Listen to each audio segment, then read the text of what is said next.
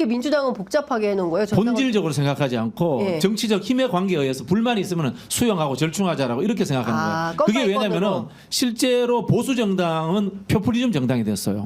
지도자가 있고 의원들이 없고 아스팔트와 직접적으로 연결되는 형태가 돼요. 그런데 민주당은 어떻게 되냐면은 김대중 대통령이 있던 시절 우리 총재 정당이잖아요. 예. 총재 정당의 1인 제왕적 총재 정당이었는데 이걸 해소하고 민주주의를 내렸어. 네. 내려니까 어떻게 되냐면 의원 중심의 원로원 정당이 돼버린 거야. 당원들한테 국민들한테 안 가고 예. 사실은 김대중 대통령이나 그 김영삼 대통령이 총재 정당이었지만 예. 국민들과는 또 호흡했단 말이에요 현장에서. 예. 근데 그걸 그 권한을 없애버리니까 원로원 반장 선거가 돼가지고 국회의원 특권 정당이 돼버린 거예요. 원내 정당의 이게 폐해예요 실제로. 예. 민주당 예를 들자면 민주당의 당원 당규에 예. 정치적 결정을 의총에서 못하도록 돼 있어요.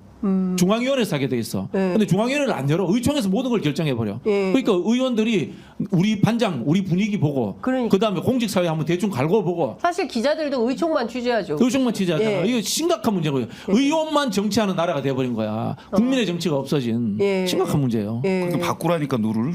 바꾸려고 제가 운동을 해야죠. 예. 완전 반개혁적인 정당이에요. 지금 상황은. 그리고 가장 시대에 뒤떨어져 뒤떨어져 있어요. 맞아요. 정당이에요. 예, 그거 맞아요. 그러니까 왜냐하면 지금은 추세는 뭐냐면 예. 대의원이라든가 이런 제도를 가지고 하는 게 아니고 직접 민주주의. 스마트폰이 있잖아요. 네, 네. 그럼 이걸로 다 투표할 수 있잖아요. 그렇죠. 예, 이런 그러니까 상황이기 때문에 다 각자 가지고 판단할 수 있단 말이죠. 예. 그래서 거의 대부분의 정당이 네.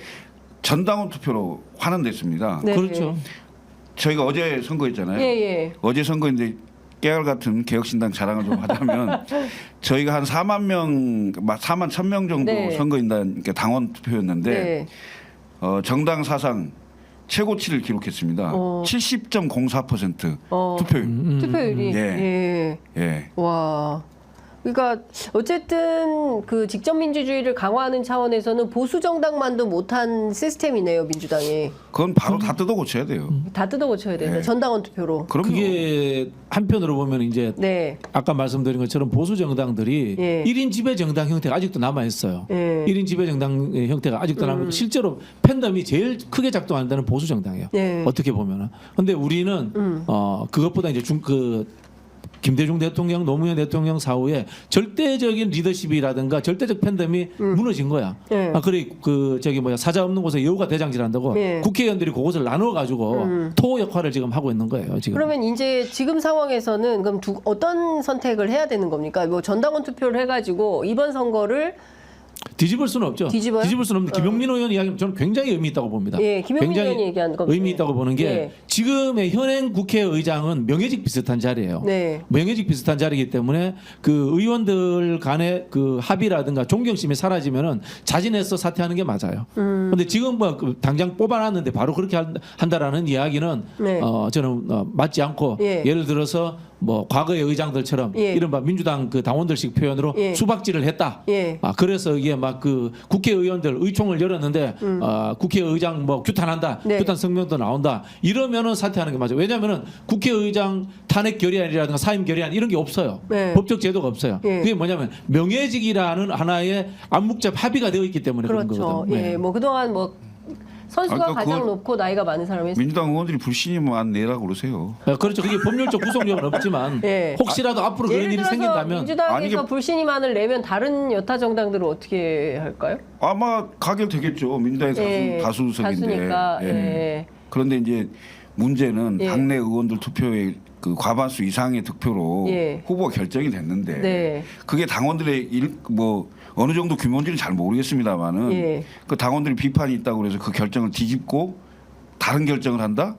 그 정당이 웃기는 정당으로 가는 거죠. 국민들이 어떻게 보겠어요, 그거. 그럼 결국은 소수의 네. 일부 소수의 극렬 지지자들에 의해서 의원들이 완전히 그 의원들이나 당직자들이 발목 잡혀서 끌려다니는 꼴이 되잖아요. 소수가 아니라니까요. 98%였다니까요.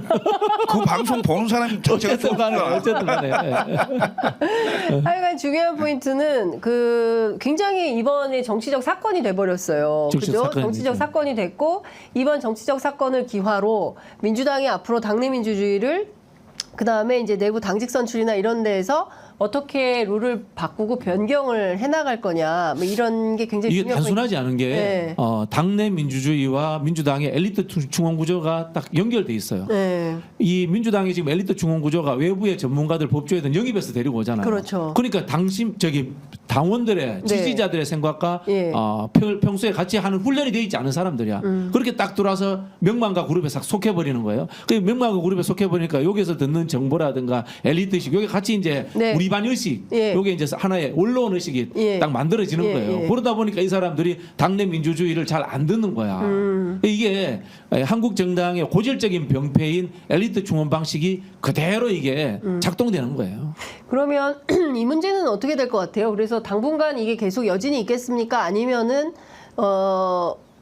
극단적으로 우원식 후보가 사퇴하거나 뭐 이런 방향으로 그럴 가겠습니까? 것까지는 안 간다고 갈 보는 거예요? 이게 네. 제가 자꾸 말씀드리지만 예. 우원식이 훌륭하냐 추미애가 훌륭하냐의 문제가 아니라 예. 당원들의 의사가 무시됐다라는 하나의 절차적 민주주의의 문제거든요. 네. 그래서 저는 이재명 대표의 그 발언이라든가 정책 내 최고의 네. 발언처럼 당원들의 참여 방식, 예. 당원 민주주의를 상향식으로 만들어가는 네. 민주당 내의 제도 개혁 이런 부분들로서 좀 제도화시킨다면은 네. 어느 정도 좀 이 불만은 좀 가라앉지 않을까 그런 생각도 합니다. 네. 네, 이재명 대표가 이런 얘기를 했어요. 우리는 지금 세계의 역사에 없던 민중혁명을 하는 중이다. 앞으로 갈 길이 멀고 시행착오가 있고 의견이 다를 수 있지만 서로 맞춰가야 된다. 2배로 늘리겠다. 당원의 권리를. 그러면서 지금 탈당하면 다시 오기가 어려우니까 탈당을 하지 말고 일단 당비부터 끊어라. 뭐 이런 제안을 했다는 거예요. 아니, 어떻게 보십니까? 이런 대처 방안을. 2배로 늘리는 게 아니고 예를 들면 네. 거의 그 아까도 말씀드렸듯이 네. 전당대 룰부터 네. 맞습니다. 전당원 투표로 가고 그다음에 그 공직 후보에 나설 분들 대부분 5대5잖아요. 네. 당원 50, 국민 50. 예. 왜냐하면 공직자기 때문에 국민을 대표하는 사람들이잖아요. 네. 그럼 그런 식으로 그 완전히 다 열어야 돼요. 그걸 열어주고 네. 저는 민주당이 정치개혁에 좀 앞장을 서서 이런 것을 선거법과 정당법에 다 규정을 해서 정말 아래로부터 오픈 프라이머리나 네. 그 예비 경선제도 예. 이게 완전히 정착이 되도록 예. 법제화 해달라는 거예요. 법제화. 아, 예. 예. 동의합니다. 예. 지금 뭐 포션을 비율을 몇 %로 줄 것이냐 이게 중요한 게 아니고요. 이번 총선 공천 과정에서도 그런 문제가 있었는데 네. 지금 헌법 8조 2항에 정당은 민주적으로 운영되어야 된다라는 규정이 있습니다. 네. 거기에 의해서 하위법의 법률로서 네. 저는 오픈 프라이머리를 하든가 네. 뭐 저는 동의하지 않습니다만은 당내의 경선 절차를 법제적으로 의무화하든가 네. 그렇게 하지 않으면은 한국의 이 후진적 정치 문화가 저는 안 변할 것 같아요. 중요한 건 민주당이 진짜 할 거냐. 그러니까 중요한 건 앞서 말씀하신 대로 개헌도 민주당이 적극적으로 해야 되고 말씀하신 대로 선거법 등 정치관계법도 민주당이 적극적으로 해야 되고 이것은 결국 의원들이 해야 되는 일이거든요. 그래서 의원들을 믿을 수 없기 때문에 저는 표현이 그렇습니다만 이재명 대표든 예. 아니면 차기 대표든 예. 일시적인 어떤 뭐 전능권을 가질 필요가 있다는 생각입니다. 이게 전능권. 과거에 로마도 보면 이제 그 일시적인 딕테이트 제도가 있어요. 예. 이제 우리는 이제 독재관 이렇게 이야기하는데 네. 지금 우리가 얘기하는 민주주의자 독재자 그 독재자는 아니에요. 그 독재자는 다른 의원에서 비롯된 건데 네. 일시적으로 민중들이 뽑은 독재관에게 권한을 부여해 가지고 그 사람이 당원 당규를 바꾼다거나 이렇게 하면서 의총의 권한을 잠시 무력화시켜 가지고 네. 당원 중심의 민주주의를 재설계할 필요가 있다. 그런 생각이 들어요. 네. 그렇지 않고는 지금 못 바꿔요, 진짜. 아니 내가 보니까 민주당은 총선에 이기고 네. 지방선거 이길지 모르겠으나 이런 식으로 가면 대선은 또 힘들어요. 그래서 그렇죠.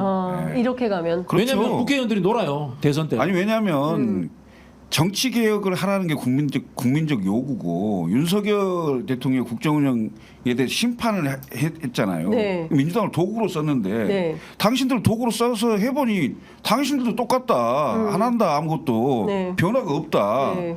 그래서 당내 얘기한 대로 지금 당내 민주주의뿐만이 아니고 전반적으로 정치 개혁을 해내려면 이겁니다. 결과적으로 뭐냐면 당 대표와 대통령의 권한이 당원과 국민들한테 가야 돼요. 맞아요. 네. 그 방식은 결국은 네. 아래로부터 선출되는 방식인데요. 네. 만약에 그게 법제화되잖아요. 예. 그러면 중앙당이 있을 필요가 없어요. 예? 거대한 중앙당이 있는 이유는 공천권입니다. 네. 그리고 전략공천 왜 전략공천을 없애야 돼요. 열어놓습니까? 예? 그거 다 없애야죠. 네. 그 전략공천과 영입이라는 것이 동아시아적 후진 정치 현상이다 이런 표현을 쓰거든요. 경제는 발전했는데 정치가 발전하지 않은 삼국, 일본, 한국, 대만이 가지는 동아시아적 후진 정치 현상이다 이렇게 이야기하는데 지금 대만 같은 경우 우리보다 앞서가고 있어요. 네. 대만이 앞서가니까 요즘 대만 선진국 대회에서 우리보다 앞서간다고요. 민주주의 지수도 더 높게 나와요. 네. 이게 굉장히 중요합니다. 네. 그러니까 지금 말씀하신 내용 보면 정치관계법에 민주당이 적극적으로 나서야 되는데 지금의 의원들이 그렇게 하겠냐라는 거죠. 옛날에 한번 보세요. 김대중 노무현 때 민주당이 정치개혁을 선도하는 정당이었어요. 그렇지 않습니까? 그런데 맞아요. 어느 순간에 그게 주도하지 못하고 뒤따라가지도 못하고 있는 그런 수준으로 바뀌었고요. 제가 농담 비슷하게 이야기합니다만은 노무현 때 정치보다 못해요 지금 네. 수준이. 예. 그러면 이 정치적 태화를 다시 한 번 더 좀 혁명적 상황으로 만들어야 된다라는 절체절명의 이제 과제가 있는 건데 지금 방식으로 하면은 대선 또 깨진다라는 거는 의원들이 안 움직여서 그렇다는 거예요? 아니, 의원들 아니면 뿐만이 아니고요. 네. 결국 국민들은 예. 변화를 원하고 있습니다. 예, 변화를 누가 하겠느냐. 그러니까 예를 들면 정치하는 세력으로 보면 여당에서는 비주류를 해야 되고 야당에서는 주류를 해야 된다 이런 예. 얘기가 있잖아요. 예, 예. 그럼 여당의 비주류가 훨씬 더 변화와 개혁적인 얘기를 더 많이 할 수도 있어요. 그러면 상황이 바뀔 수 있단 말이죠. 왜냐하면 야당을 보지 않을 수도 있단 말이죠. 네. 근데 실제로 내부의 싸움이 야당을 언론에서 사라지게 만들 가능성도 있는 상황이 오면 네. 민주당 유리할 일이 하나도 없죠. 저 역사를 볼게요. 민주당에서 개혁파 사라진 지가 20년이 넘었어요. 저는 민주당의 마지막 개혁파가 천신정이라고 봐요.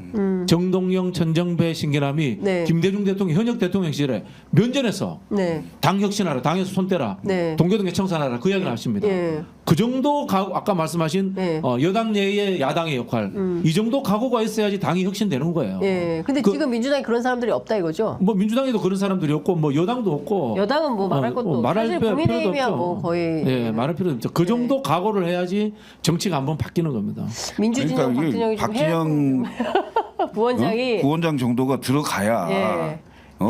딱 근데 낙천거사야. 걸고 할 거 아니야. 걸고 딱 못 걸고. 큰일 났네. 되고 난 뒤에 이런 얘기를 하는데 되지도 안 하고 이런 이야기를 하니까 아예 차단시켜 버리는 거예요. 철문을 닫고 아예 못 들어게 만드는 거예요. 근데 들어가면 또 딴소리 하는 거 아니에요? 아, 저는 그렇지 않습니다. 아, 그래요. 그러니까 근데 뭐 밖에서는 세게 얘기하다가 막상 배지 달면 딱 마음 바꾼 사람들이 너무 많이 봐가지고. 아니 저는 그렇지 않다고 생각하는 게 두 가지 이유인데요. 네. 첫 번째는 저는 뭐 배지를 여러 번 할 생각도 없다라는 네. 것이고 두 번째 이유는 더 큰 꿈이 있기 때문에 뭐 그런 거에 대해서 연연하지 않는다는 겁니다.